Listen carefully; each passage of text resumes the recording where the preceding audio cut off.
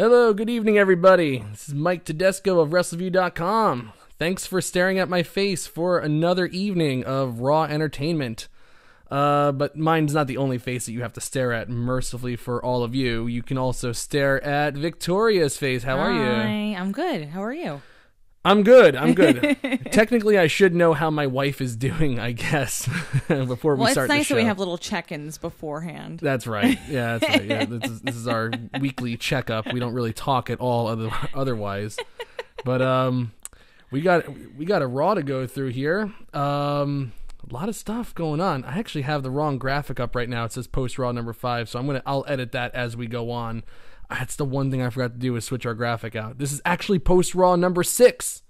Wow, 6 already? 6 already. Wow. We actually have a lot. It's gone by fast. It has. And we're well on our way to 100 shows now. So it always reminds me of that. We're almost there. We're almost there. That reminds me of that thing from Family Guy when Peter Griffin goes, my dad worked at that factory for 60 years. That's almost 80 years. I don't know. I was like, yes, random number to just shoot for. But yeah, here we are, another Raw. And this Raw, a lot of talk. People thinking that WWE is going to phone it in because it is a doubleheader for Monday Night Football. Doubleheader on Monday Night Football. And Todd Gurley and the Rams, who are playing right now, which I'm just motioning like this because I got to get my cell phone out so I can check.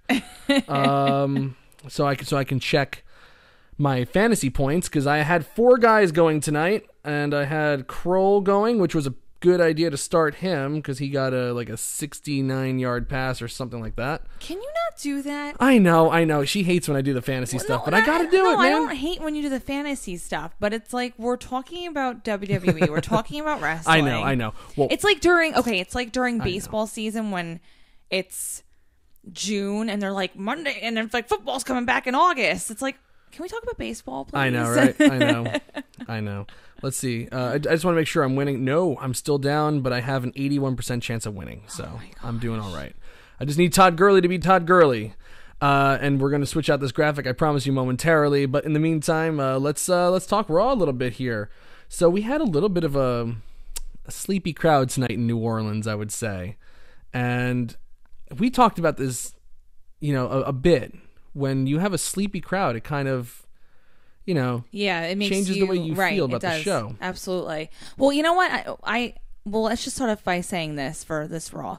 Congratulations to Renee Young.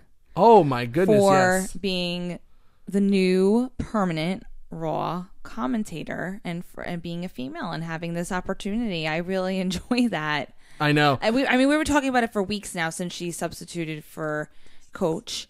You know what I mean?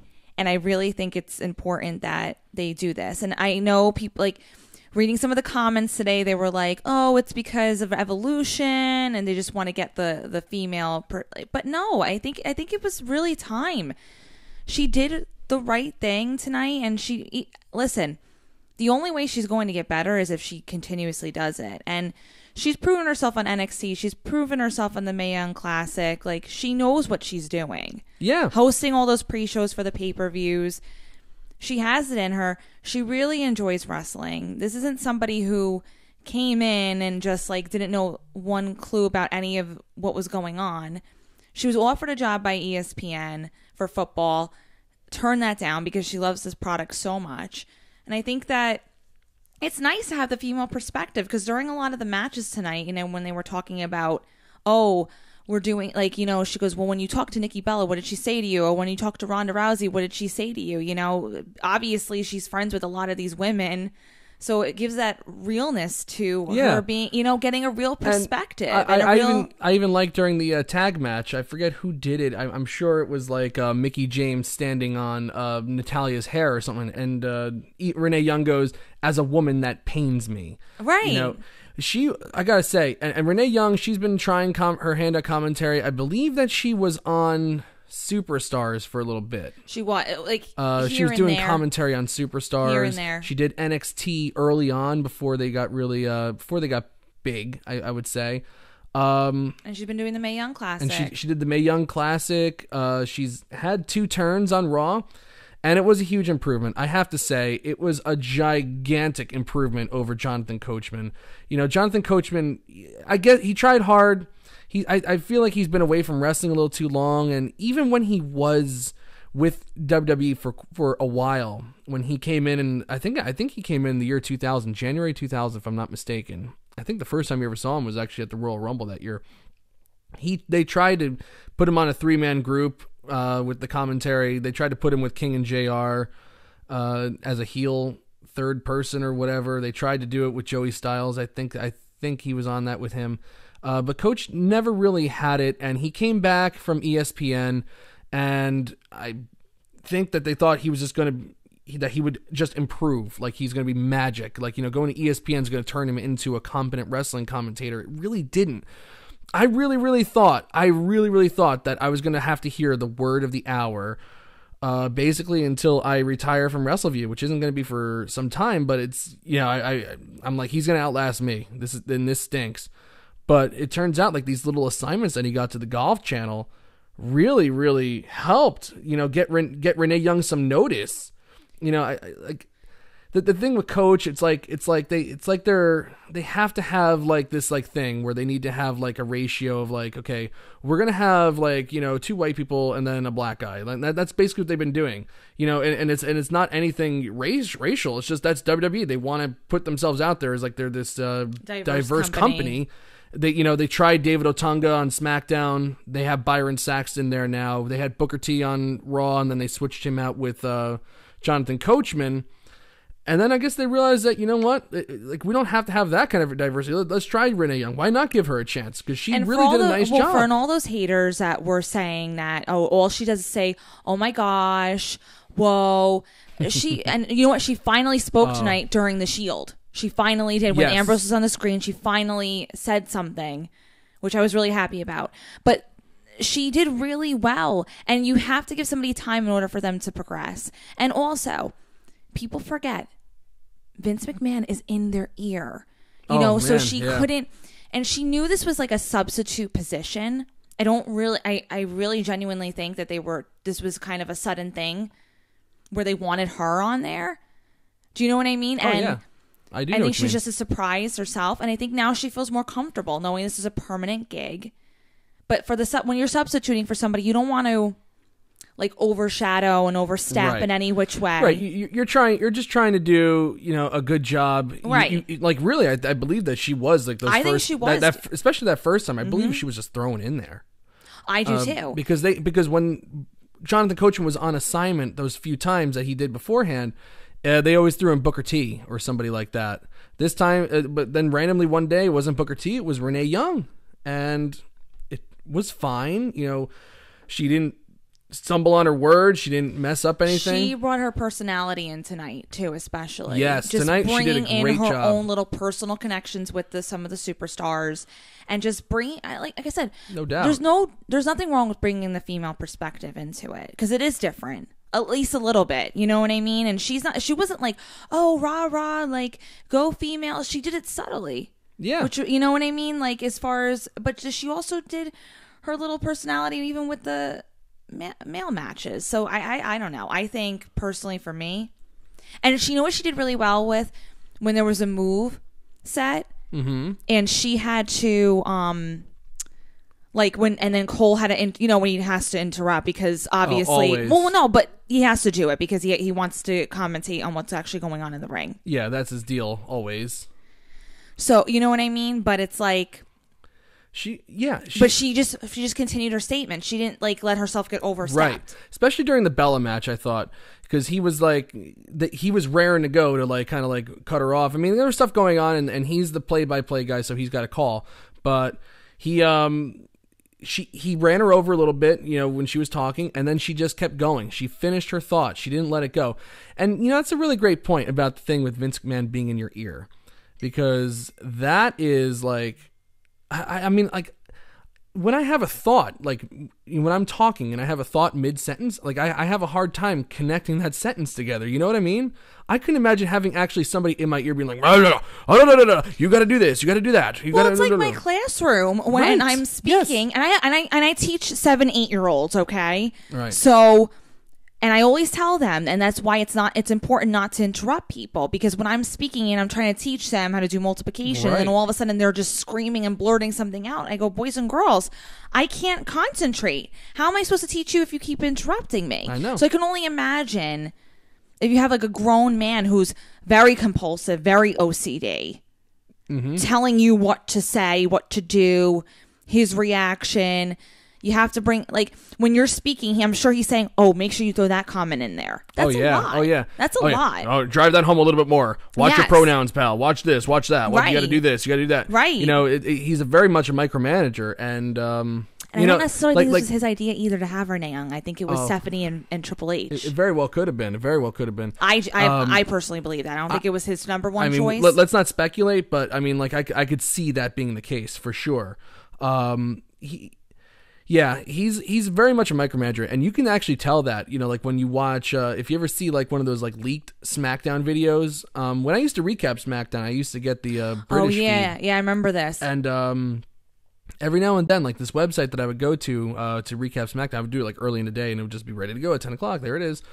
This is when it was on Friday nights. That was kind of a nice gig. Somehow I don't know how they got their hands on it. They got like the satellite feed, and they had Michael Cole was like, yes sir, do you want me to hit that every single time, sir? Yes, okay. Oh, the big dog, you know, like whatever it is, you know, like. But Vince is constantly on a Friday night SmackDown show. That doesn't mean anything. He's all over you. So she did a great job tonight. She really, really did. That's why on one hand, I do give like somebody like Michael Cole a lot of credit, because for consistently having to deal with that for so many years, being in your ear like that. Do you know what I mean? He's not my favorite commentator. I'm not saying that at all. And I personally really don't like it, but I can't even imagine somebody like in your ear constantly having, you know, like. I know, right? Now here's a little comment actually from Mr. Goosey out there. Hello, Goosey, by the way. It's I'm thinking about you and your 9.5 toast, sir, and it's good to see you in the comments here, as well as Jamel. We thank him for joining us. We thank Quentin. Adam's even with us right now. It's very cool. I can't be the only one who's really sour on Graves. Is the Corey Graves thing, like being on two shows, is it a little bit of overexposure for Graves, do you think? Over the past few weeks, he hasn't been my favorite either. Yeah. Well, much better than Coach. Like when you were looking at the three of them. Oh, yeah. You know what I mean? When you look at the three of them, Coach, you're like, Graves is the best commentator of all time, you know? I know. But yeah, he's kind of lost his luster. Yeah. He's a little confusing too sometimes when he commentates. Like there's like, he's supposed to be that heel commentator, and he always doesn't follow suit with it, or he just kind of takes it a little too far. His New Orleans comment was uncalled for. Oh, yeah, that was actually really, really gross. He said something like, we'll never forget that. No, they were talking during the Ronda Rousey match, and they go, and we'll talk, obviously we're going to go in detail about all this stuff tonight, but he goes, Michael Cole goes, oh yeah, and remember Ronda made her, she's 1-0 in tag matches, and you remember she had her first tag match here in this city across the street at the Mercedes-Benz Superdome against Triple H and Stephanie, and Corey Graves, and it's kind of tasteless, especially because there's a hurricane that's getting ready to hit the Carolinas and probably could even hit up to New Jersey by us. Right, East Coast is getting... Hurricane Florence is turned into from a Category 2 to a Category 4 out of nowhere. And it's become a very dangerous situation, especially because it's supposed to make landfall in the Carolinas. So we got to send our thoughts to Doug Lackey. I'm not sure. He told me that he's right in the middle of the Smoky Mountains and the Outer Banks. So hopefully he'll be okay. But it's kind of tasteless because Corey Graves goes, there aren't enough hurricanes that have hit this town that could make me forget that. And I was like, "Ooh, yeah." See, something like gross, that's not not heel. That's just disgusting. Yeah, that's just being stupid. That's like Abraham Washington when he said, "Oh man, they're about as slick as I forget how he said it, but he goes, they're about as slick as Kobe Bryant in a hotel room with another girl," and he got fired for that. Yeah, I don't want Corey Graves to get fired. I don't want him to either. But something like that, bad comment on live TV. Yeah, and you what? You gotta watch yourself. That's what I'm saying. I think sometimes he pushes the envelope a little bit. I know you're a heel, but that's personal. That's not even funny because there's still I'm a little sour on Corey Graves. I think that I at the very least I think he should have I I get it. He's a heel character. He's kind of like a pseudo heel. Every now and then he likes something and then he doesn't like it. Yeah, that's why I don't they like should it. They should have issued. They should have got on top of that right away and issued an apology. They did not do that. Do you think he'll do it tomorrow? You know what? In this professionally insulted society, I could absolutely see them issuing it tomorrow. To me, when I was on Twitter, nobody was really making a big deal about it. So I don't know. Who knows? Maybe it can either go either way. They can make an announcement and apologize, or they could, if they think to themselves, if we don't press the issue, maybe people won't think about it too much. Well, I get that it's like 90 years ago, but this is the same company that issued an apology about the Katie Vick angle and then doubled down on it. So it's like I don't really have much faith in WWE apologizing for things anymore. But we'll see. We'll see. But anyway, hats off to Renee Young. She did a great job. Great job, Renee. Huge improvement, and thankfully, no word of the hour. So that was like so sad. It's actually real quick before we go into the show. Billy tonight when we were texting, he goes, that would be Billy Hefner. Yes, everybody. Billy Hefner. When he had me cracking up because he was like, yeah, now he's just going to be doing like the pre-show before, the pay-per-views and stuff.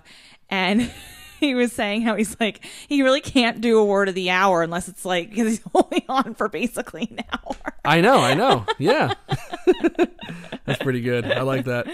Oh, Jamel, thank you, sir. I think the quote was, Titus O'Neil's like Kobe Bryant in a hotel room. He's unstoppable. Oh. And that was when Kobe Bryant was accused of rape. Not good. Not good.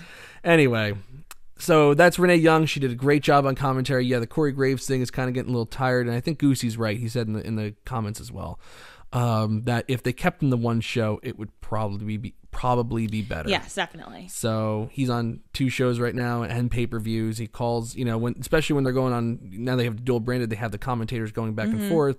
Corey Graves is just all over the place. So yeah, a little less Corey Graves, I think, goes a long way. But he kind of started off like Matt Stryker. Everybody's like, oh, Matt Stryker is actually really good. And then like JBL, JBL's like the savior of the commentators. Thank God he's back. And then it's like, okay, the shtick is getting a little tired. Especially on a long show like this. When you have 5 hours of Corey Graves a week, little much. Well, let's talk about this episode of Raw happening on September 10th from New Orleans. First of all, let's just go to our Twitter poll and check what everybody thought of it. We have 37 votes so far. And 68% thumbs down. I don't know if I 100% can agree with that. And I know I've been kind of forgiving of you really Raw. have been. I know even Victoria is like fair and balanced. Like I'm like I'm a pretty positive, yeah, open-minded person, but you're like, this is normal. I'm a little over the top right now. This is not like you normally, though. Well, you know what? Like this time of the year, seriously, like they're getting ready. They phone it in, and this was I thought because we have Hell in a Cell this Sunday. I thought they did a darn good job. So you thought this was a good I'm not saying it was great. I'm not saying you're saying it's great, but you really thought this is like a good go home match for Hell in a Cell. I mean, go Hell show. Yeah, the Hell in a Cell show. Absolutely, of course I do. Really? Because they did build it up well. They built another match. We have a tag team title match now. The Roman Reigns Braun Strowman finishing angle was, I thought, very well done. I thought they did a very nice job on that. And okay. The Mick Foley announcement, whereas we'll talk about the Mick Foley announcement, but that adds to the match as well.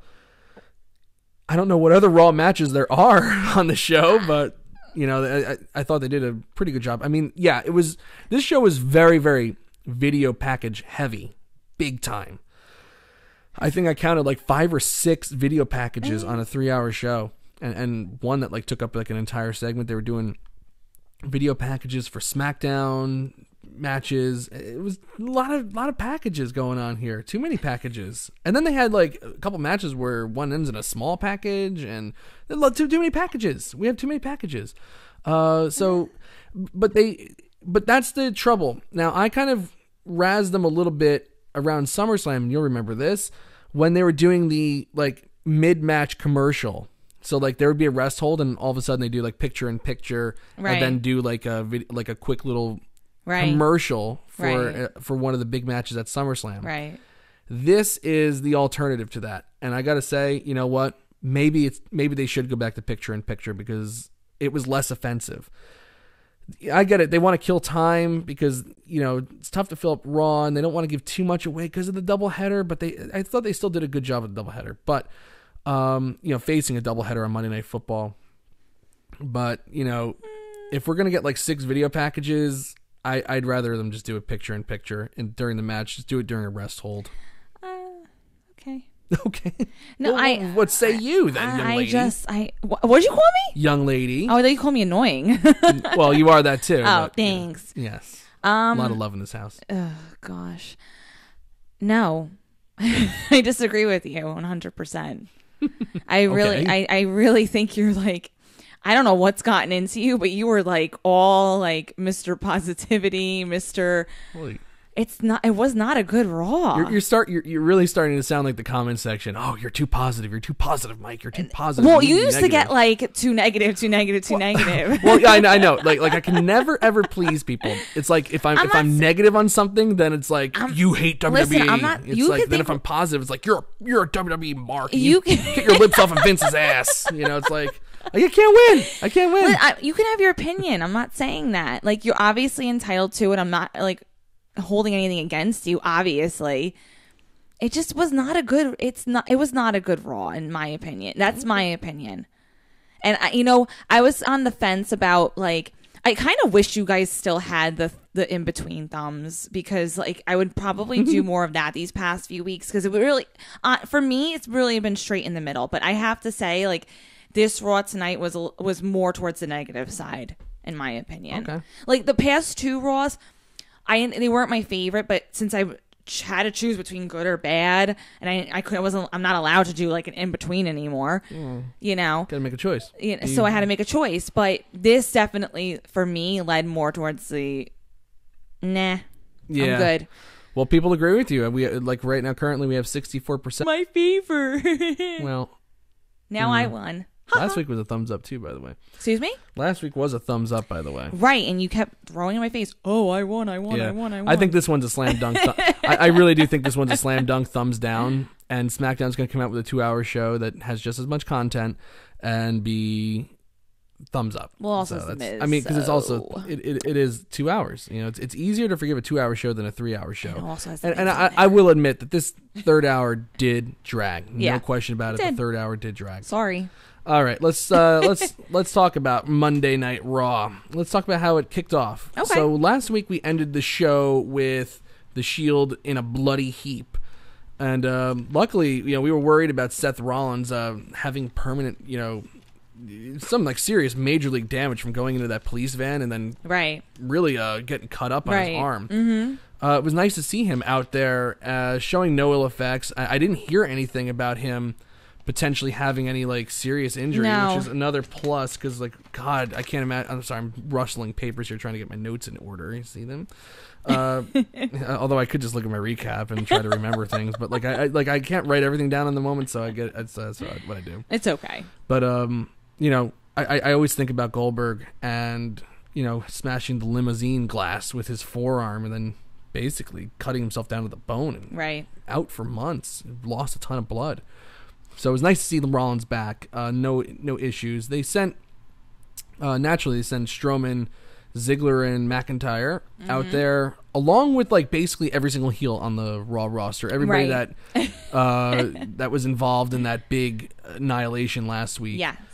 With these are the names that I caught, and I don't know if there was any more out there, but we had Mojo Rawley. Like this is like all like the B team, and. Well, not the B team, but not the B team, but like the B team of the Raw heels, I would say. Like we had Mojo Rawley. Oh God, even not even talking and not doing anything. That guy, his presence irritates me. And there's no redeeming qualities about Mojo Rawley. I can argue with people about Corbin all day, but I think universally across the board, I think people agree with me that Mojo Rawley is just. He ain't cutting it. I want somebody to come at us about Mojo Rawley. If you're a fan, please come at us. If there are Mojo Rawley fans, come at me, just so I can expose you to the world. Come at me, bro. Please. I beg of you. And of course, that led to our first video package, by the way. Mojo Rawley, The Ascension, Drew Gulak, Mike Kanellis, AOP, Elias, Jinder Mahal, Sunil Singh, and Kevin Owens. So these guys are all surrounding the ring. And I'm hoping that this is like a stable name for them, because Strowman says the Shield has... Roman Reigns has the Hounds of Justice, because he was kind of razzing Roman Reigns for being a coward, and the only reason he has his championship around his waist is because he can't handle his business on his own. And seeking justice for the past few weeks. So he says Roman Reigns, he has his Hounds of Justice, but I've got my Dogs of War.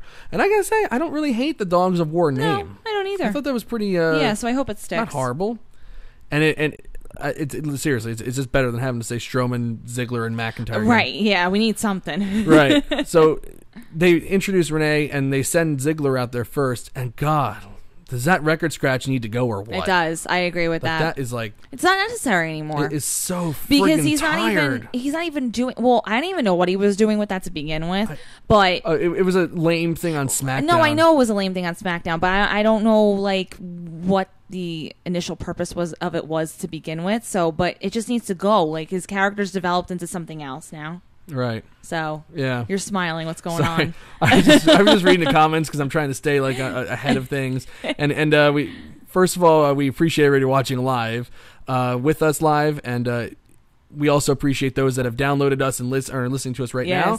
We highly recommend, and we implore you, please get involved in our comments and the chat room here while we're doing this live. It's fun. It is fun. I get that it's late. That's why we do this, so you can listen tomorrow morning during your commute or whatever.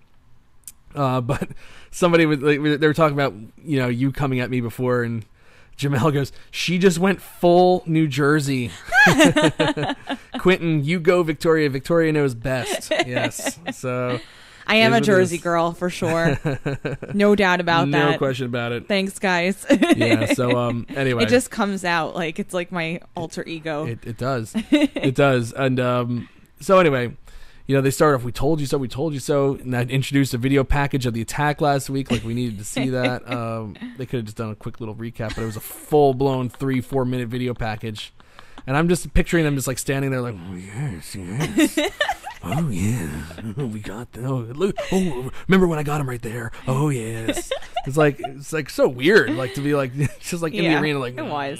Standing around, just like, whoa, wow. So basically, they're talking about how they're going to kill, Ziggler and McIntyre are talking about how they're going to kill the B team, and then Strowman's going to give Roman these hands inside Hell in a Cell. That sends out the Shield.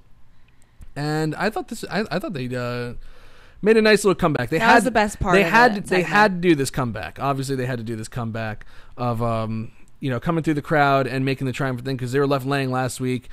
I don't know how many guys were out there. I'll count again, but it was like 12 people out there, and it might have been because it was like 3 per side. 3 guys about. Yeah, 3 guys basically took them out of nowhere. I like that dive by Rollins on everybody. Oh, that was incredible. That was fun, but it was like kind of like, okay, well, they're gonna take out all these people, and then like later on in the night we're supposed to. And granted, like I did get this on Twitter. I didn't think this initially when I saw the AOP thing, but and I have to assume that casual viewers don't think this way either. Like somebody who like really pays attention will, but it's not a big deal. But it's kind of like, why did they send the AOP out there to take them out?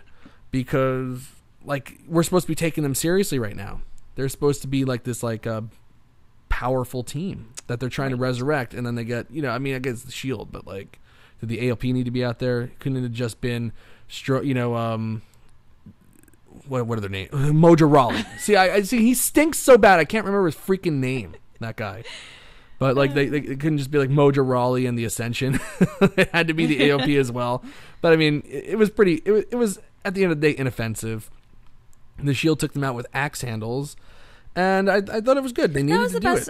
That was the best part of the whole segment. I thought Braun Strowman was very awkward. Oh, you do? I did. Yeah. Well, not like super awkward, but he was on the more awkward side of on the mic tonight. It almost feels like he's not like he didn't really want to turn heel. I know, yeah, that's what I was just like. Well, this is what we got for you, pal. Right. I think he's just heel. Yeah. It kind of seems like he's really trying to make it work, but I think he really liked being a face. Right. So I don't know. I just thought he was awkward a little bit. But the Shield coming out with the axe handles was incredible.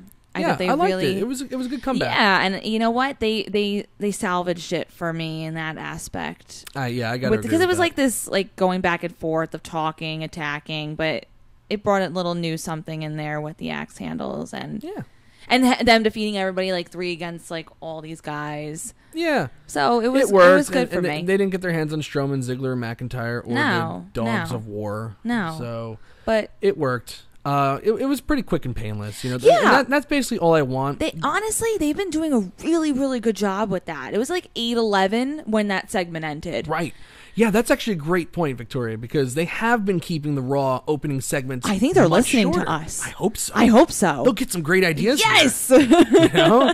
They'll get some great ideas here. But keep those Raw openers short. No, it's been great.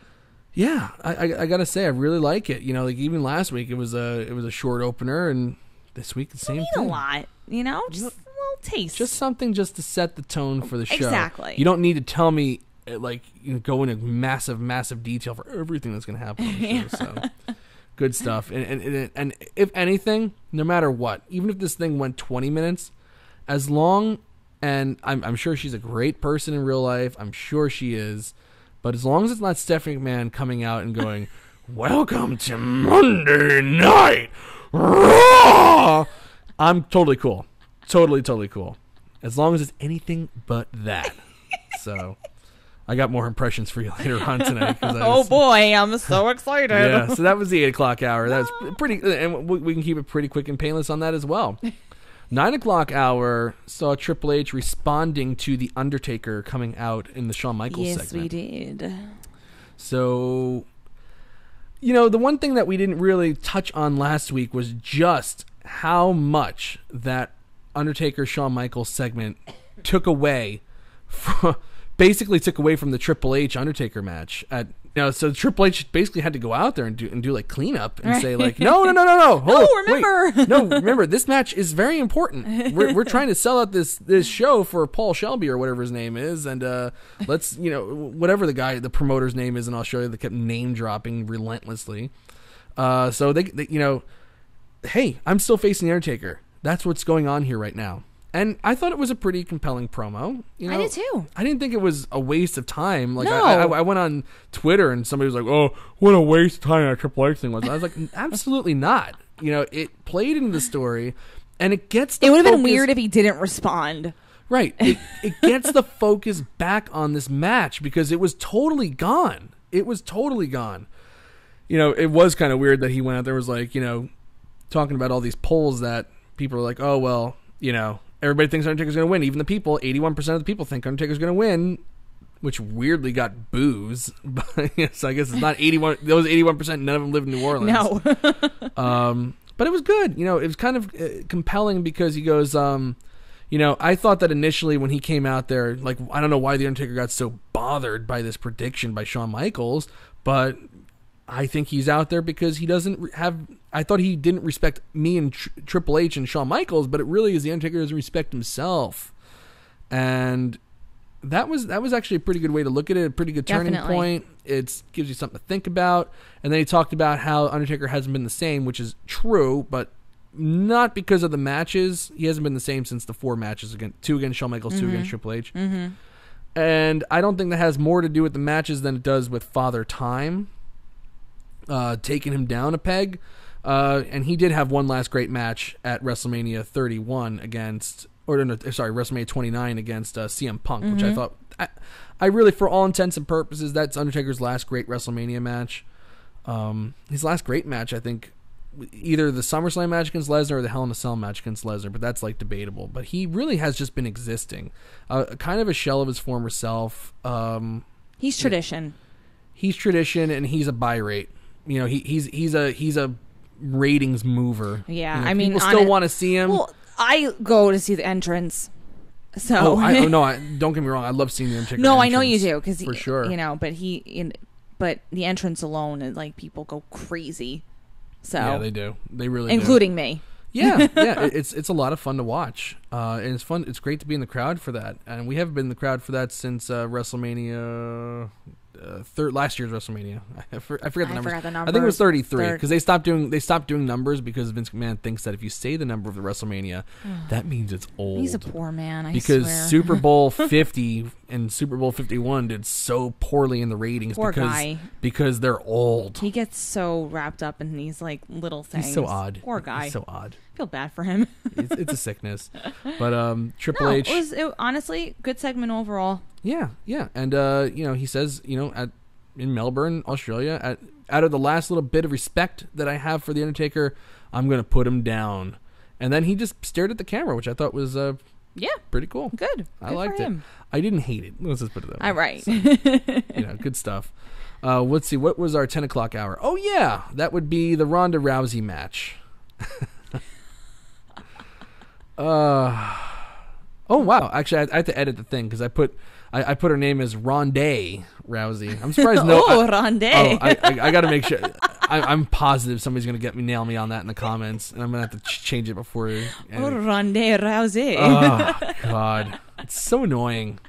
You make one mistake. Like I literally write like 3,000, 4,000 words or whatever this thing is, and it's like they get you one mistake. Well, I caught my own mistake. Honestly, I would love for somebody to do what you guys do with the recapping and Wrestleview, and just for a day, and how overwhelmed it is. It's so asinine, like I can't do I've it. been doing it for 900 years now. Well, I'd be having more mistakes than you, I'm sure. Well, yeah, so. you're watching the screen, you're recapping, and it's a miracle I get as much out as I do. Yeah, I've been doing it for 10 years, so it's kind of like secondhand to me now. Ronda. But whatever. So Ronda Rousey and Natalya taking on Alexa Bliss, Mick James. By the time you listen to this, and if you're listening to us on podcast, it will have been changed. But I promise you, it said Ronda Rousey. They kept Ronda to a minimum. They didn't do too much with her. I thought it was a really nice touch when she chased Alexa Bliss around the ring, and then they did the heart attack, which, of course, Natalya recently lost her father. That was a nice touch. I'm getting so anxious, though, to get Ronda in the ring more. Yeah, I know. They're protecting her a little too much, and that could spell trouble for her, I think. I'm just itching. Like, I'm like, no, go in. And I know she has the Hell in the Cell match, but... I really, really... What? You're laughing again. Is Ronda's Mexican sister Quentin Walters ass? Yeah, Eric. Eric Flanagan says only 10 years seems longer. Yeah, I've been doing this for 10 years. 10 years in June. So, it's longer. It's been a long time. So, but I still love it. I still love recapping. You really do. Especially Ronda Rousey matches. And I know what you mean. You're itching for her to get I just want her to get more. in there now. Like, I really just want her to do her thing. I know. Take the kid gloves off. Show everybody up. Yeah. Take the kid gloves off. I mean, because all of her matches this year, it's basically been like highly practiced, highly choreographed things. Like the big matches, at least. Yes. And I'm sure she's on the house shows trying to grow a little bit, learn how to kind of go with the flow, kind of get like a shtick down. But I think she'll be fine. I think they just have to let her do it more because she's a natural, like because she's so had to awesome. because she had to compete. She actually had to fight. So I really think that she can do it. I just want to see her. I just don't want them holding it back any longer because the crowd will turn on you. And not that I care about the crowd so much, but it's just like for herself, she just got to dive right into it at this point. Yeah, I got to agree with that. And it is a dangerous thing for them. Because then everyone's going to say like, okay, this is the next like female Brock Lesnar who just comes and goes. Where like at least she's on the show every week. She is on the show every week, but everyone's just going to think that she has this entitlement of. And don't forget, I mean, literally, I believe that her training only started like literally less than a year ago. I think she started training in either October or November. So I get it. She's not even a year into her career yet. And they're a little trepidatious about putting somebody that they're spending a lot of money on, have her on the show. She's getting a lot of money to be there. And she has a great contract.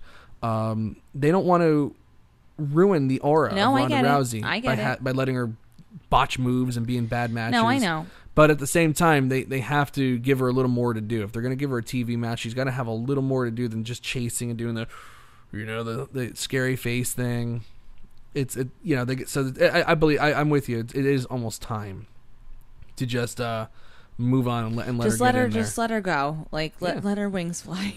Right. Well, the person who's been training her has been Natalya. I believe they really are real life close friends. I don't know how close, but they're very close. Yeah. So. She was friends with Ronda Rousey before she even got into WWE. Her and the Bellas, they were all really, really good friends. So, right. So of course, this is this partnership with Ronda Rousey and Natalya is not built to last. It is eventually it's going to wind up with Natalya turning on her. Of course.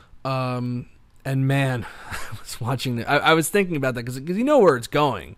I don't know if they're going to do it for WrestleMania or if they're going to do it at Survivor Series and give her her first, kind of big singles match feud. I guess the Alexa Bliss one is, but personal feud would be against Natalya.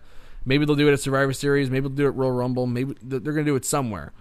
I don't think it's a WrestleMania match. I think Ronda Rousey, Charlotte Flair is a WrestleMania match, but we could see. But man, I was watching Natalya tonight, and I was like, God, she is so awful.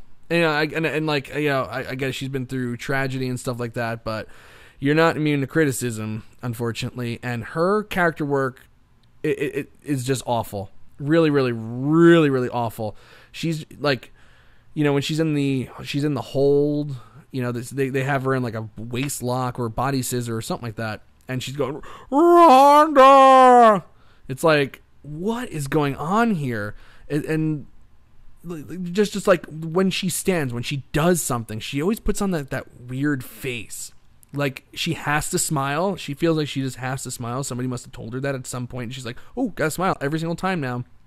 So like when they went to the commercial break, like she knocked, they did the heart attack thing. And then she's standing there, she looks like the Truth or Dare face from that movie. Right. It's like that movie Truth or Dare, or it looks like The Conjuring, like the scare face. Like, she's like trying, like, yes, I'm trying way too hard. Look at my face. It's spooky. I don't know, but like I'm thinking about her now turning heel and going against Ronda Rousey. Maybe it'll be nice. Maybe they'll do Ronda Rousey turns heel. Wouldn't that be special?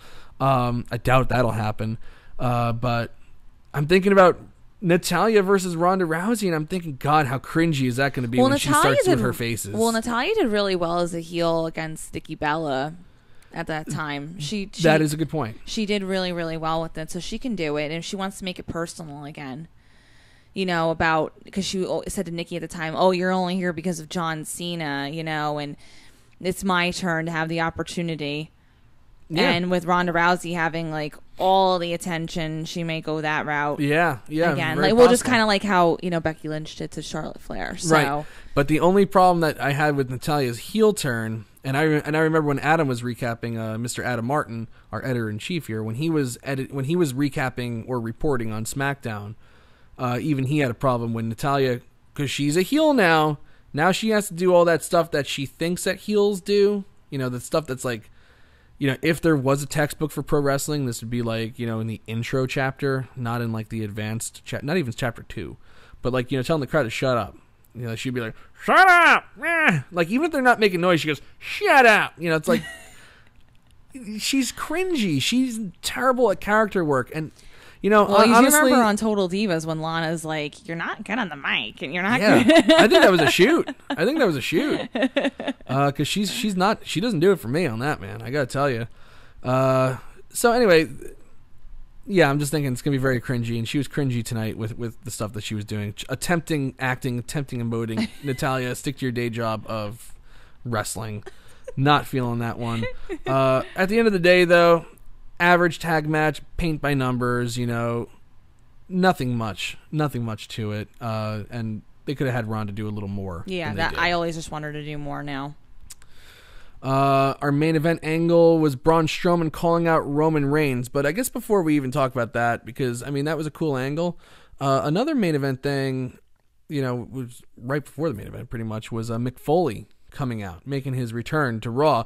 The last time we saw Mick Foley in person on Raw was the March 2017 show right before WrestleMania 33, which we were at. It was in Brooklyn when he got fired by Stephanie McMahon. So Nice to see Mick Foley with his perm out there. I'll always be indebted to Mick Foley. Yes, we will always be indebted to Mick Foley. Have we told that story on this podcast yet? I think so. Well, we'll just tell it briefly again. I had a reading challenge for my students about a couple years ago, and we knew somebody in the company who said that they would be able to get a wrestler out to my students. My students had to do a presentation on like the favorite book that they read. And they did it in a Google Slides, they did it in Google Docs. They made videos. They really, really worked hard on these. And then somebody who we knew from WWE said that they would be able to get a superstar in there and help judge the presentations and hand out the awards and everything. Make a long story short, that person about a few days before, like 2 days before, said, no, I can't get anybody out to the school. Right. So I was going to have all these disappointed children, right, 8, 9, 10-year-olds who were not going to have all the work that they put in. Nobody was going to be able to do it. No payoff. So like, this girl was trying to impress our family. My brother-in-law brings her to us, and we actually never really met her, but we had her on the phone, and she's like, oh yeah, I work in the ad department, and I'm gonna get I'll get Enzo and Big Cass there to the school. We'll have them go in, and at the very least we'll do a Google Hangout with them. Oh great, we'll do a Google Hangout, and she's gonna give us tickets, and she's gonna give us merchandise, so we have all these prizes. Never came through on it.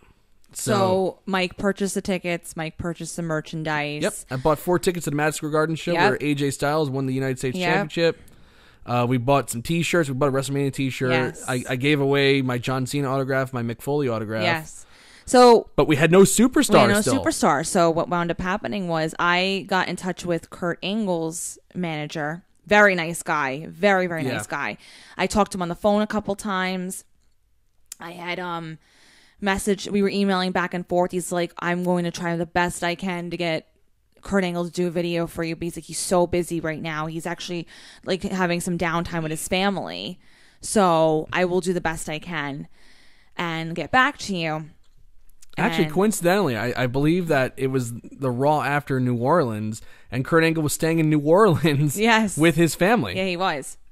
So Mike called up Mick Foley, because he had his number from like a old podcast he did with him. I did a podcast with Mick Foley a couple years ago. Yeah. And I just had his phone number. Like somebody, he gave me his phone number to call him, and I just put it in my phone, and I never took it out. And, it was kind of like a thing like where I was just kind of walking around like, hey, I have Mick Foley's phone number, and like everybody's like, yeah, sure. I show them the contact. They're like, oh, so I don't believe you, whatever. So Kurt Angle's manager, his agent, was not sure that he could get Kurt Angle to do this video in time, but he said that that if he does get in touch with Kurt Angle, he will do it. But it's the day before we're supposed to do this presentation for the kids. We still don't have a superstar. I was like, I gotta do something. I gotta get in touch with somebody. And I know Mick Foley loves these things. He loves like doing things for charities and stuff like that. And this would be a charity, I would say. I initially reached out to Noelle Foley and didn't. She was very helpful. She was helpful because she didn't get back to me. Like I thought that she just wasn't going to get back to me like in time enough. So I just pressed call on Mick Foley's phone. On his phone number, and I risked one of my favorite wrestlers growing up telling me to go F myself. He goes, hello, and he goes, is this Mick? And then Mike goes, is this Mick Foley? He goes, yes, it is. Yeah. He's like, where is this going? So I call him up. He goes, hello. I go, hi, is this Mick Foley? Yes. And he goes, yes, it is. I was like, hi, I'm Mike, and blah, blah, blah. And then he goes, oh, is this about that school thing? And Foley did the coolest thing for us. I was texting with him back and forth. He sent us a video. Like 12 minutes long. It was a long video, and he had all of his children's books out there, including covering up the butt on one of his Christmas books of an elf.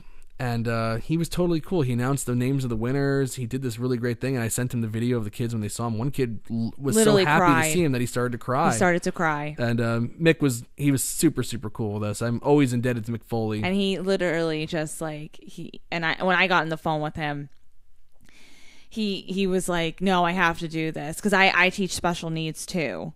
Also my class. Right. And Mick Foley has an autistic son. So, and that's another thing also. I didn't want to they take it very much to heart when you tell them that they're going to do something. And then they, you can't follow through with it. Right. And you don't want to disappoint. And then, lo and behold, too, in the middle of the presentation with Mick Foley, I get a text from Kurt Angle's manager. Right. Kurt sent the video too. Kurt sent a video too. So take that, okay? And Jamel's totally right. In retrospect, not having Enzo and Cass around those kids may have been a blessing in disguise, for sure. And we upgraded to 2 WWE Hall of Famers. We got Kurt Angle sent in a video. Yes.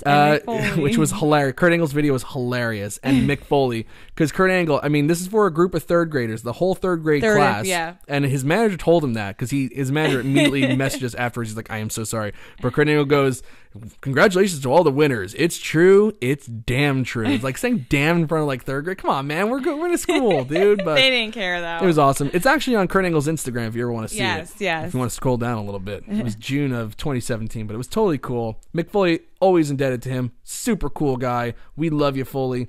But Foley was on the show tonight. The first time we've seen him in quite some time. And I'm just going to show a little picture of him here so you can see what he looks like.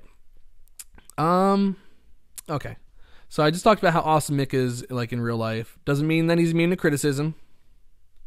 Mick Foley, his big match promos that he's done for, like, the last few years, because he doesn't get a lot of TV time. Like, I remember when Jerry Lawler came back from the heart attack or whatever, or whatever it was, and Mick Foley was admonishing CM Punk, and he's like, he was dead. He just starts to scream. And, yeah, that's the Mick Foley classic promo delivery.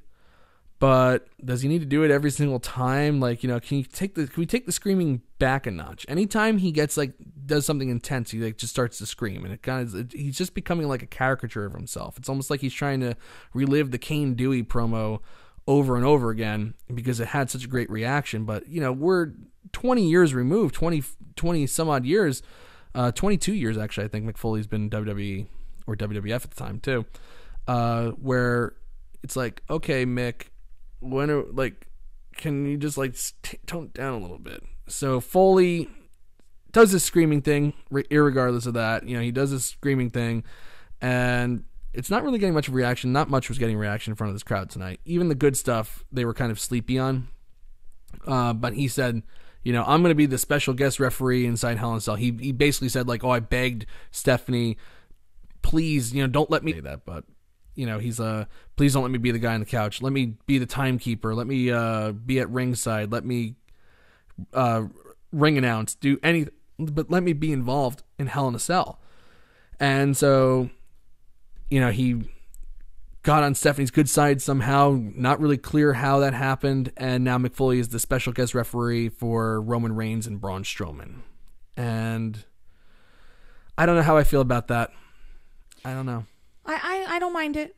I think it makes sense for the 20-year anniversary. Yeah, it does. And, but, no, I don't mind it. But to put him in the match as the referee? Not? Why not? Why not? Well, because it's... Okay, let me take a little, do a little history here. That's my shtick anyway. I do have a history degree. But in 2003, at Bad Blood... Mick Foley, and they did an awesome job building this up. I'll never forget, they had Triple H beat him up. He was going to be the guest referee for Triple H versus Kevin Nash. Okay. And Foley was like, I'm going to call it down the middle. And then Triple H came out and beat him up and said, you're going to call this match for me, basically. And Foley kept doing this. 2, 3. No matter how badly he beat him up, he kept doing 1, 2, 3. And it was a powerful thing, and it really put over that match well. But that was when Foley could take punishment. Mick Foley has a strict no contact policy in WWE because of how much damage has been done to him. He has knees replaced, I believe, or either his knee or his hip. I can't remember which one it was, but something in his lower extremities is now prosthetic and not natural. It's metal. And he also has a gazillion concussions. So it's like, a doctor basically said, after, I think it was in 2012, they said, you can't do anything anymore in wrestling. You can't. So that now Mick Foley's just going to be a guest referee, and there's what's the drama? They'll find a way. They will. Yeah, I do. Even if he has no contact, they'll still find a way for him to get involved in the drama. What, Mr. Sacco to Braun Strowman? No, I'm not saying he attacks necessarily. Braun may be ready to attack, and Roman Reigns kicks it. Something. Yeah. But I mean, but he can't bump anymore. I know he can't bump anymore, but they'll find a way. I don't mind it. Okay, I really don't. Well, I mean, it at least adds some, like a bit of nostalgia to it, and kind of like a reminder of like basically how violent Hell in a Cell can be. Is. Yeah, because if you think about it, like every Hell in a Cell has just basically been basic. There really hasn't been anything like catastrophically amazing about it in these past few years.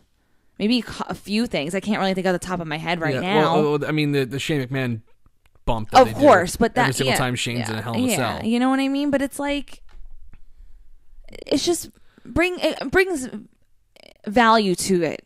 Okay, like this is, you know what I mean? Okay. It just brings some sort of like Yeah. tradition and value. I mean, one of the video packages that they showed was highlights of King of the Ring 98.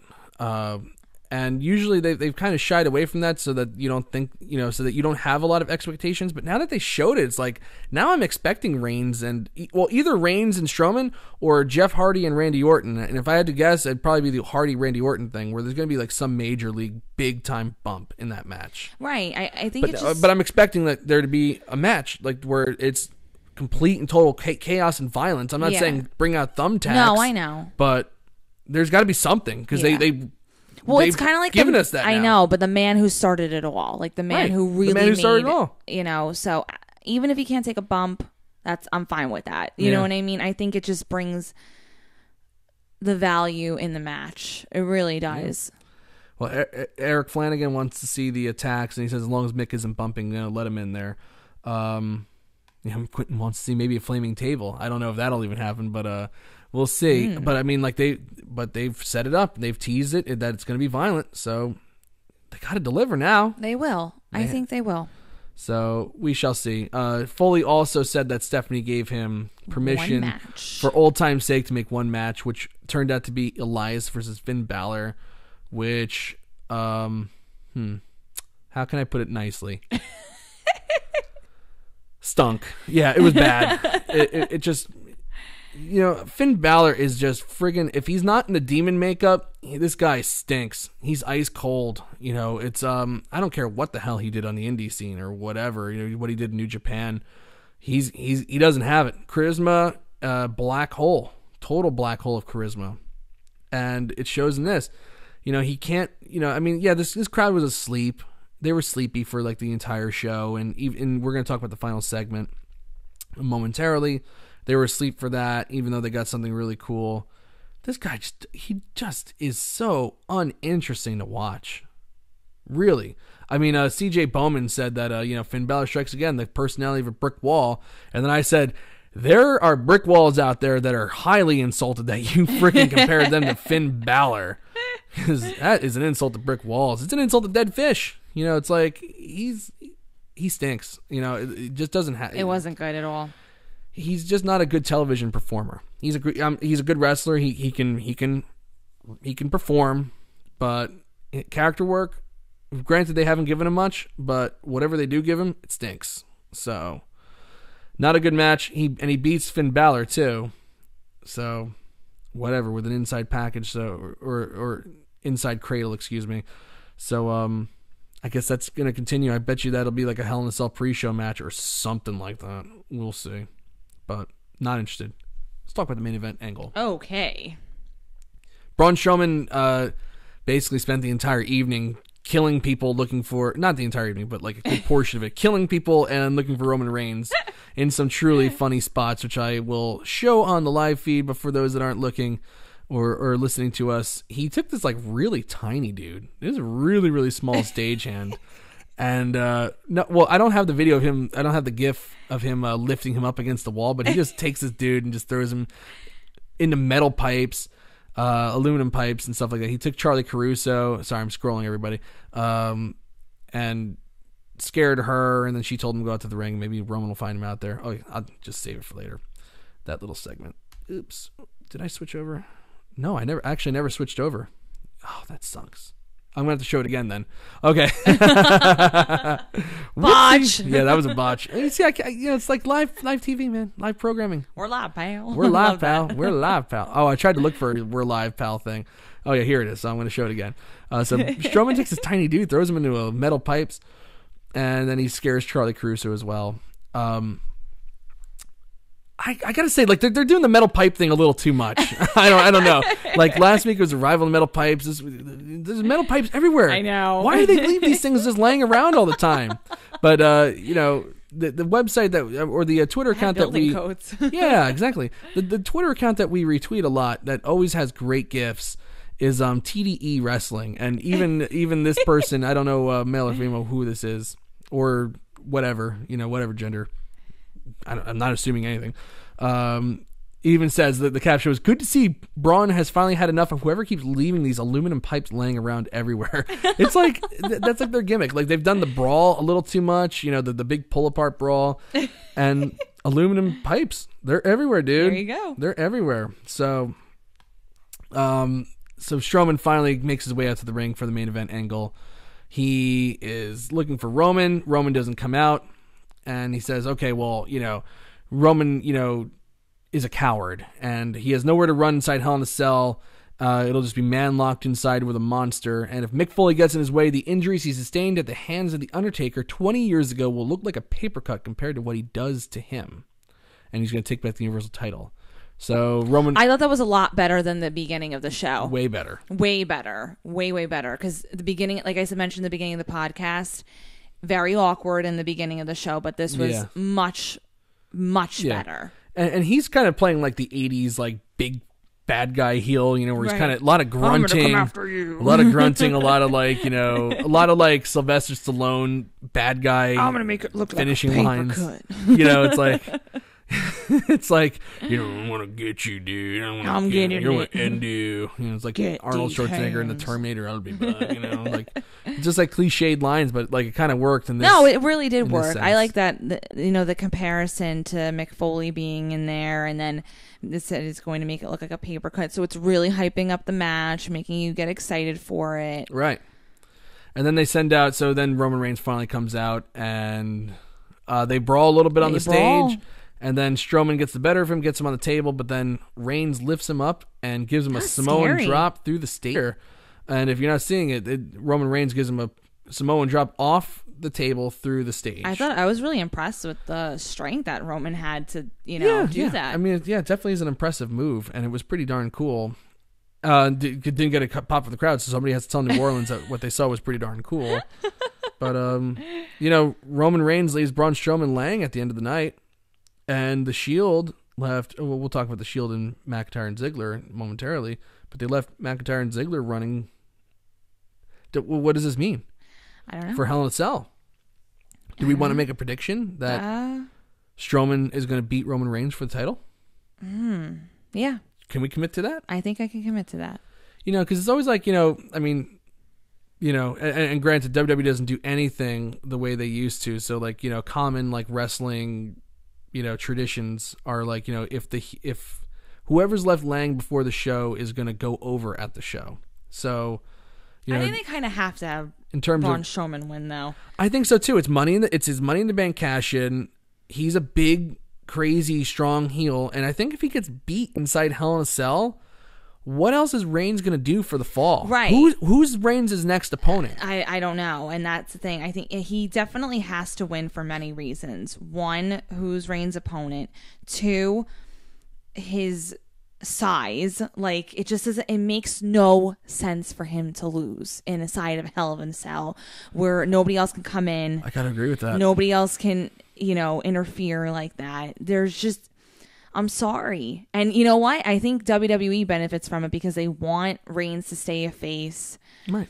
Strowman can walk around being like the bad boy heel. Reigns is better. Obviously, Reigns is better on the chase. He's been chasing this title for a while, so I guess like the one argument is like, well, he just got the damn thing less than a month ago. So after years of trying to get it, basically, really years. No, but. Of trying to beat Brock Lesnar. He finally beats Brock Lesnar, then he loses like basically in his second title defense because he had one on Raw against Balor. But you know what though? I think if Strowman wins, I think Reigns will, he'll take the approach of like, you won, I'll give you that credit, but I'll get it back from you. You know what I mean? Like, I'm coming for you. Yeah. It's also kind of tricky. He'll take it with stride. It's tricky too because there is no. I'm trying to think. I'm pretty sure that I'm right. I believe there's only one pay-per-view in October, and I think it's just Evolution. I don't think that there's going to be a dual branded pay-per-view. I'm looking right now. I gotta see. Yeah, no, all they have is Super Showdown, and it's already been announced that, you know, Reigns is going to be teaming with the Shield to take on Strowman's, you know, Dogs of War. Yeah. So there's not going to be a title match there. You know, basically the next time they would do a title match is they could do it when they go to Saudi Arabia in November, which, you know, we'll talk about that when it gets there. Wow, my voice changed right there. That was weird. Or it's going to be Survivor Series. They don't have another, you know, dual branded, you know, co-curricular pay-per-view coming up other than Survivor Series or I think after the Super Showdown. He has to win. He just has to. I'll be very surprised if he doesn't. I think Strowman does have to win. I do. You know, because Strowman's also a guy who's been going after, you know, the title, and he's been chasing for a while, and he's never won it. He's never had a world title ever. So, you know, he didn't get his match against Brock Lesnar, that singles match that, you know, after the first time we wanted to see a second one to see what they could do. Now that Strowman got over a little more, they never did it. You know, it'd be good for Reigns in the fall. Like, if he's chasing Strowman, and then maybe at Royal Rumble, he finally gets over on Strowman ahead of WrestleMania. And then something, it's like... Right, something like a bigger pay-per-view. Exactly. I don't know. Yeah. I don't know. No, what does everybody say in the chat? That's what I want to know. Mm-hmm. What is everybody saying in the chat? Do you think, and I'll give it a few moments for everybody to kind of weigh in here, but do you think that Roman Reigns will be beaten on Sunday, or do you think he's going to retain? So we'll wait for that to come in. In the meantime, I'm going to commit to that. So that was the last segment of Raw. You thought it was? Did you think that was successful building up Hell in a Cell? Definitely. Even though I didn't like the show overall, that was a very good way to end the show. Yeah, and I think it's sometimes not the way. And they didn't beat it into your head either. Right. It wasn't like overkill. Very short. Yes, this was a very short segment. It was a very short segment, but it was successful. Yeah. Less is more. I love Keep going with that theme, WWE, please. Because I'm a guy, I very, very much subscribe to the KISS method. Keep it simple, stupid. You know, don't do too much. Don't, you know, Hell in a Cell sells itself. You don't have to kill us with it. No, you don't. No, and so it worked for me. Yeah, it worked out for me too. So let me pull up my notes here while everybody is still talking. Hopefully we will get some weigh-ins on, you know, if they believe. Okay, so Quentin says Strowman will lose the first match to cash in the briefcase. Okay. Oh, well, we'll see. I still think he has a chance. I think he has a chance. All right, so let's do some Raw quick hits. Let's talk about Nikki Bella versus Ruby Riott. Nikki Bella. I like Nikki Bella. She did really well. I thought it was a pretty good match. And listen, okay, say what you want about Brie Bella in that last week. You know what I mean? And everyone was tying Nikki into that, and the suicide dives with Brie, and you know what? And then from what I hear, what happened with Brie on SmackDown, she was like a little whatever. But listen, people have to stop saying that they didn't do anything for the company. They don't know what they're doing. They're just trying to get no. Nikki Bella just proved tonight that she's more than capable. And so is Brie Bella too. She just has to change her moveset a little bit. She can't be doing suicide dives. She can't be doing whatever. She got her first she got a singles match against Maurice tomorrow on SmackDown. Right. So, you know, we'll see how that goes. But Nikki, she did well tonight. She was selling her neck. She was selling her nose. Like, it worked. And Renee Young was right. They've done so much for this company. I'm sorry. I'm sorry if you disagree with me and you think they suck, but they really don't. If you think that they stink, you know, I mean, you're just being a hater. People just to boo them, just to boo them. It's getting out of control. Like when I read the comments, I'm like, enough already. That's a big mistake. I mean, really, people being overcritical of this match tonight. I think you're just a complete hater. I really do. I'm not saying it was the greatest match in the entire world, obviously. No, but no, we're not losing our minds. No, over it, but she really got in the swing of things. It was a smooth match. It was a smooth match. It was. She honestly didn't look like she honestly didn't really look like she skipped a beat. No, like me, and everybody gets ring rust. Yeah, I gotta say though, it's like kind of funny that like a few years ago, the going notion was that Brie Bella was actually the better wrestler. How funny how that's changed now. Nikki Bella actually is probably right now the better wrestler of the two, and she has a ton of passion for it. Like I really do believe that Nikki Bella loves wrestling. I really do. And despite the injury. I'm sorry. Yeah. I mean, she came back from a very, very, terrible neck injury. And it didn't completely heal. You know, she's been limited in her appearances, and she did so much on television. I'm sorry. She was you know what? I got to say this about Nikki. She was the final one in there against Asuka at the Royal Rumble, the first Women's Royal Rumble. And she nailed everything that she was supposed to nail. She didn't botch anything. She was crisp. She's crisp. She was crisp tonight. She was crisp at the Royal Rumble. And that's a high-pressure situation. They're in the main event of a pay-per-view. Not a situation that women have found themselves in very often. No. In the first ever Royal Rumble. And Nikki was a friggin' star in that. Yeah, Asuka won. Asuka did a great job, and she was a star as well. But Nikki she hung in there with her. I'm sorry. You have to give her credit. Nikki Bella is great. Everyone is like, oh, she, because of who she knew, whatever.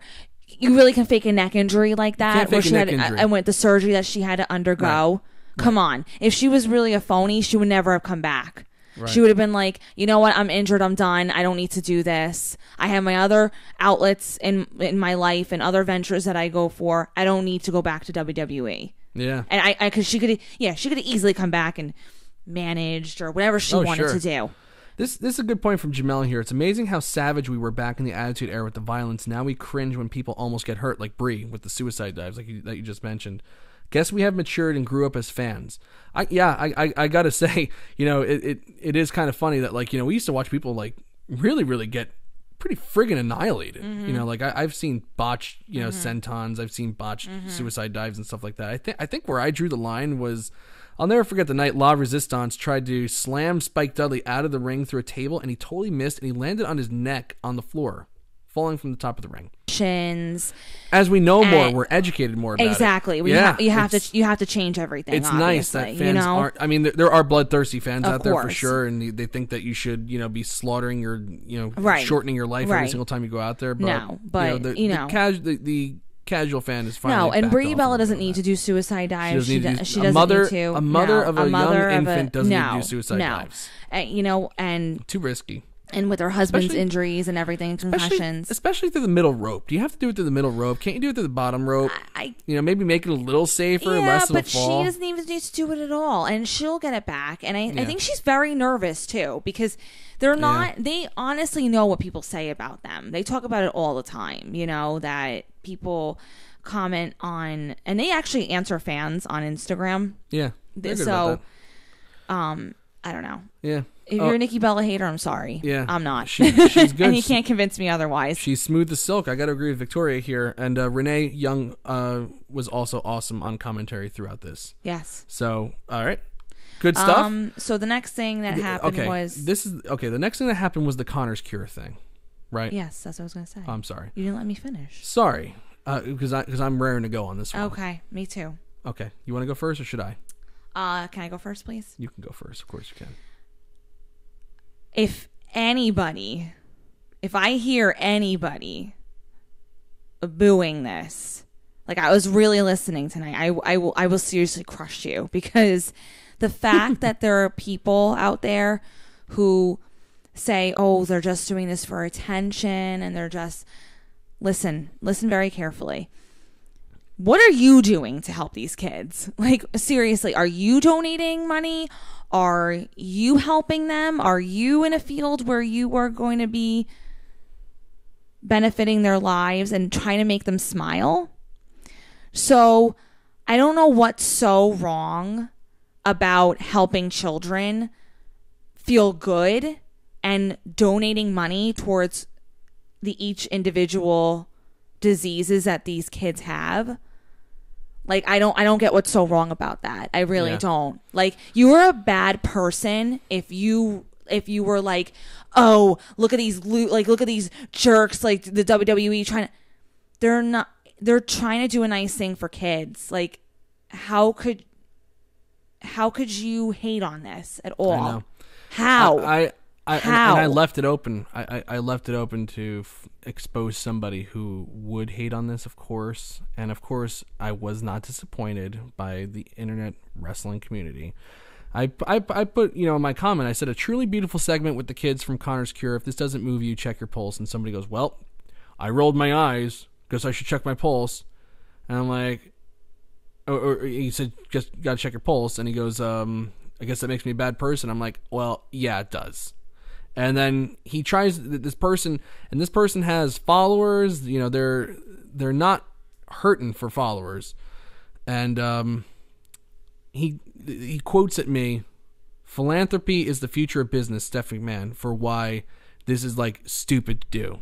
Why it's stupid to have these kids on stage. And I'm like, what's the alternative? Like where? Okay, so she's that of course, one stupid quote taken out of context means that she's evil. Stephanie McMahon is the epitome of evil. But what's the alternative? What would make you happy? Just let the kids die? What is this kid? What is this individual doing to help those kids? Yeah, but really, but you want to let the kids die? Is that like, where do we draw the line here?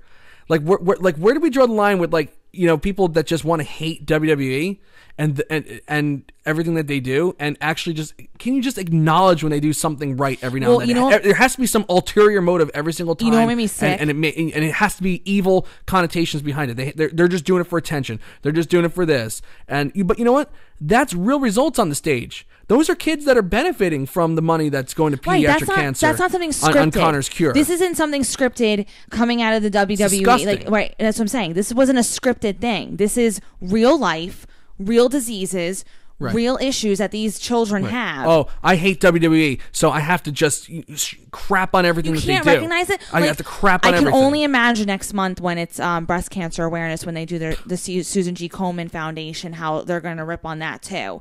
It makes me sick. It really does. Totally because ridiculous. When you told me last week, even too, with Miz and Maurice and Daniel and Brie, when people were calling their kids ugly, I'm like, are you kidding me? That is a baby. Like, what is wrong with you? Right. That's somebody's child. Right. Like, how would you feel if somebody told your mother you're ugly? I'm sure you wouldn't feel too good about yourself. So, like, what does it matter with you? It's like, people just can't accept the fact this is a real life thing. I'm sorry. Right. It's really, it's on you. You can't acknowledge that WWE does anything good, wrestling wise. Fine. I can totally live with that. Fine. But saying that they're doing something bad with these kids, you're ridiculous. Here's a great thing from Eric Flanagan here. I live in Seattle where they had Special Olympics. WWE was there. If WWE was doing it for media attention, those kids were happier than ever and could care less. That's what it's about. Yes. Of course, there's something benefit from WWE from doing this. Of course, it's going to look good to sponsors. It's going to look good to television networks that they're trying to sell themselves to. It looks great. Of course. But you know what? At the end of the day, you're not going to tell me that every wish that John Cena granted or that any of the superstars grant, that they don't feel good about that. You're not going to convince me of that. First of all, you're not going to convince me that John Cena just did, however hundreds of Make-A-Wishes, just for a publicity thing. Most of those don't even get on TV. It's like. But what are these people doing? Yeah, what are they doing? I want to know. What are you doing to help these children? What are you doing? What are you doing? And I'm telling, not all of them do post about their Make-A-Wish and all the charity work that they do. They don't. No, certainly not. Certainly not. And, once I hit him with that thing, like, what's the alternative? You want kids to die? This kid stopped responding because he knows he's wrong. Well, that's disgusting. But he wanted to retweet my stuff and then try to put me on blast so that he'd get his stupid little followers to get me. And I care. Didn't work. That's wrong. You know what? You're a loser. You're a total loser if you're trying to say that WWE is not doing a good thing for these kids. Allow these kids to have fun. That's all I have to say. That's real life. And Eric's right. Eric's totally right. These kids, they don't care. They don't care about the corporate. They're crap. happy. They're happy as hell. And Jamel, I don't care if they're doing it for attention. Those kids are going through some horrible stuff, and WWE are doing good to take their minds and their parents' minds off of it. Exactly. No question about those it. families that were behind them too. Not even just those kids, like those families behind them tonight. And even the last little girl that was on there, she had Down syndrome. Yeah. It was precious. It just... And you know, if you're just going to hate on it just because you hate everything WWE does, you wait till you have a kid. Sorry. If you can find anybody that would want to procreate with you. You're rude. When you're wrong. If somebody procreates with you and you have a kid, God forbid anything like that ever happens to you. God forbid. Moving on.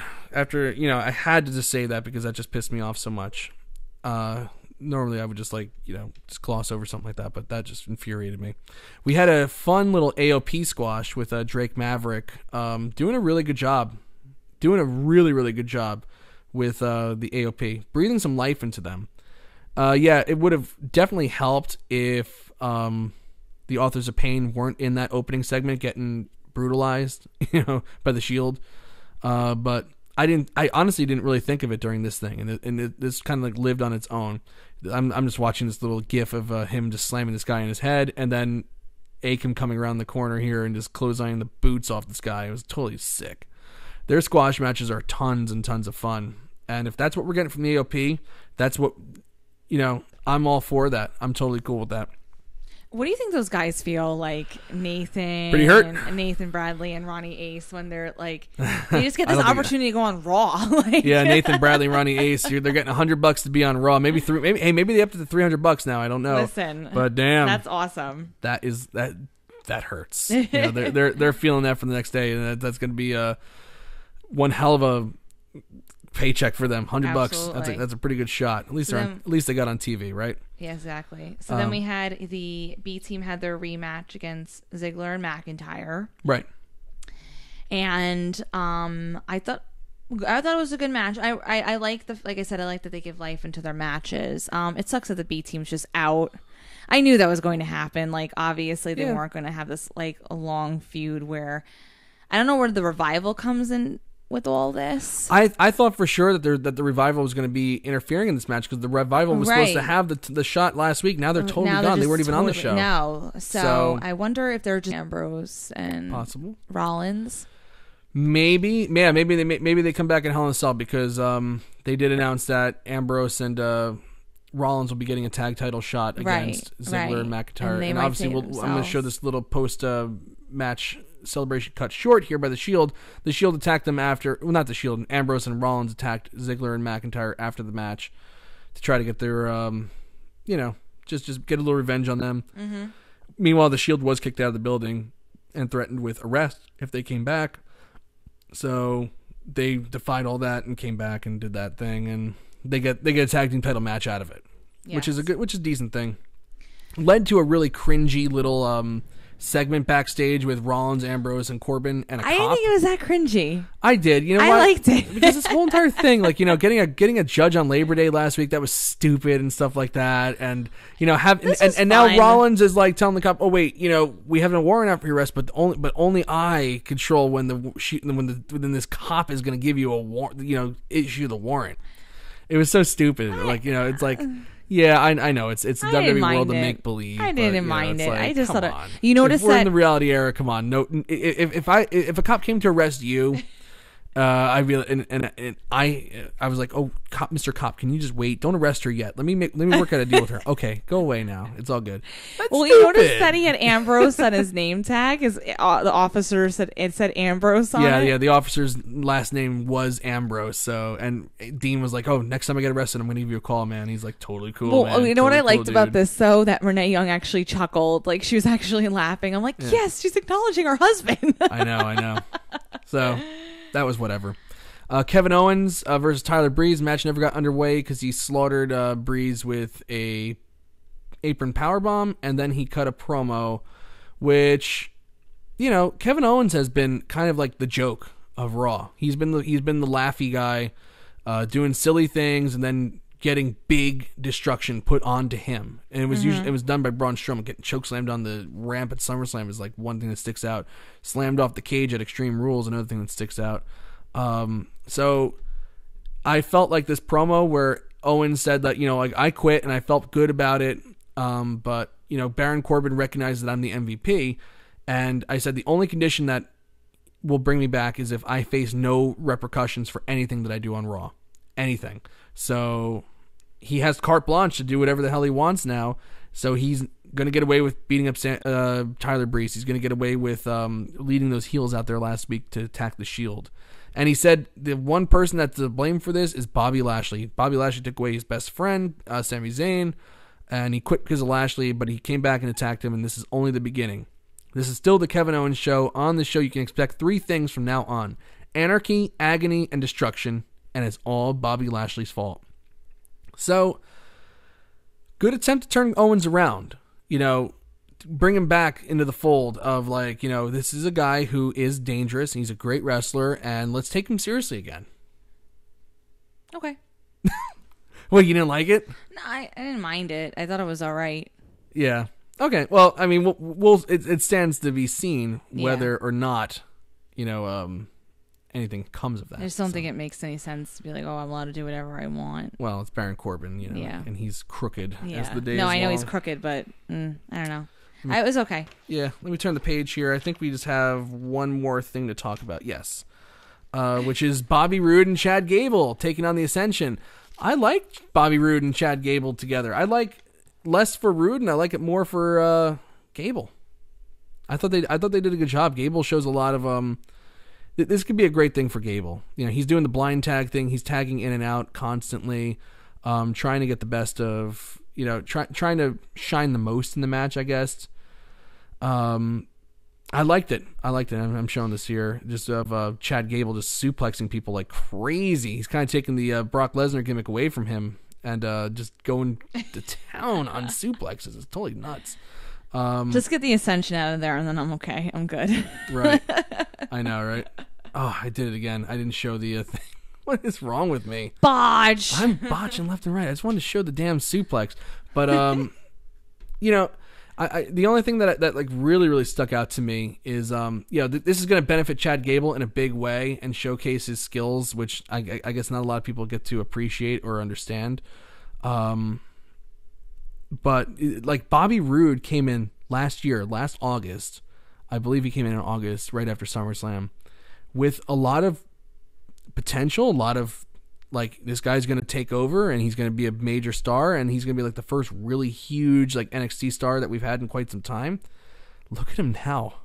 Look at him getting ready to do the glorious thing and like no one's reacting. No one cares. And a match with the Ascension is just like... Yeah, well, Bobby Roode's just been... Other than Bobby Lashley, I can't imagine. I was so excited for Bobby Roode to come. I really was. On the main roster. Well, I was really excited because Vin was like all about Bobby Roode. You know what I mean? And like Vin's our brother, her brother, and my brother-in-law. Yeah, he was just like, yeah, you got to see him, because I really, I never ventured into that, with TNA and whatnot. But I was really excited. But this is just going well for Gable. Yeah, no doubt. Does it benefit anybody else? Does it need to? As long as we get Chad Gable doing suplexes and stuff like that and acting like a goof. Absolutely. I'm pretty cool with that. No, Bobby Roode is just... Yeah. Speaking of Bobby Lashley real quick, they had a segment with him weightlifting in the gym with taped up ribs. He wasn't on the show really tonight, but they had him with Leo Rush. Leo Rush was kind of like giving him like some pep talks and like, really like, chatting him up, and Lashley slapped him on the back, sent him flying, and goes, "My man." I guess that's his new thing now, which is like, but Bobby Lashley might be with Leo Rush. Maybe if Leo Rush is talking for Bobby Lashley, I'm on board with that. Well, yeah, he needs somebody to talk for him. He really does. Yeah. His talking is not that good. No, it's not. It's either hit or miss, and most of the times it's miss. All right. It's not even a successful hit, but it's once, it's just... Yeah, it's a thing. So, that was Monday Night Raw.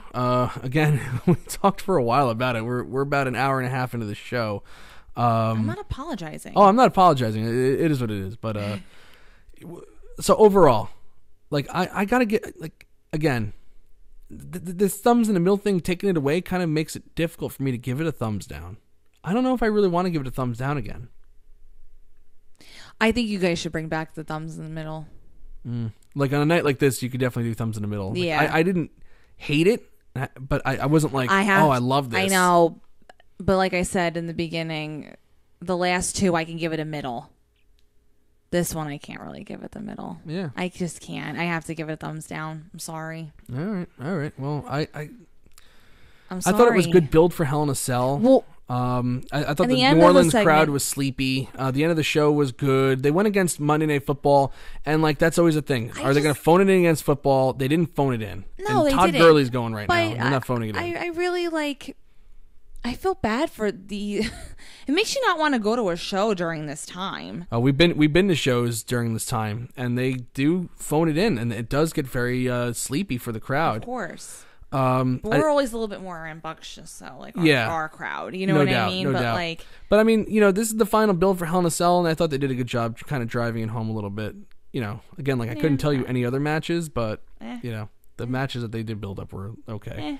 But everybody agrees with you, Victoria. We have 52 votes right now with 10 hours left to go. 60% thumbs down. Hold on, let me get you doing the yes chant. There you go. Okay. Yes. She's doing yes. Yes. So Victoria's happy.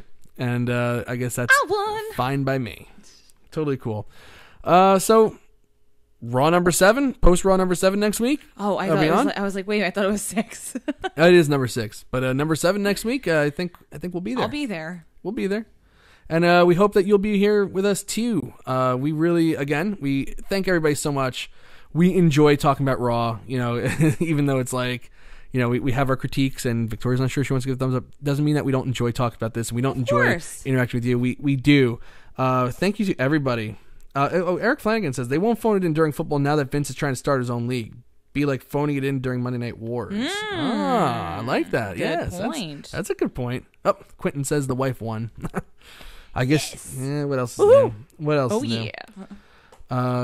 Another good point. Try not to build 3 pay-per-views so close together in a single month. That's another good point too. But Quentin gives it a thumbs down.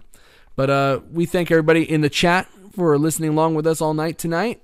We appreciate that. I appreciate everybody who follows the recap. I appreciate anybody listening to us, downloaded it, and listening to us on the way to work or at work or whatever you're doing, or at home, during school, whatever. We appreciate it.